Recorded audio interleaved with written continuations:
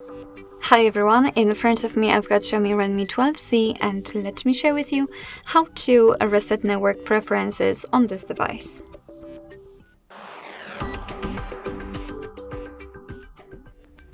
So first of all, we have to open the settings and let's go to the top to find connection and sharing. Now we have to scroll down to the very bottom, because as you can see in the others, we've got reset Wi-Fi, mobile networks and Bluetooth, which is basically the option we're looking for. So let's tap on it, and here the device is informing you what exactly will be reset.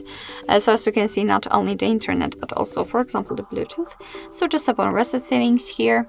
And your device will ask you if you really want to do it, because first of all, it may take a time, so be patient and you will not be able to undo this action. So just tap on OK and just wait until you'll see the information that the network's settings have been reset successfully. So basically that's all. This is how to reset network preferences in your Xiaomi Redmi 12C. Thank you so much for watching. I hope that this video was helpful, and if it was, please hit the subscribe button and leave the thumbs up.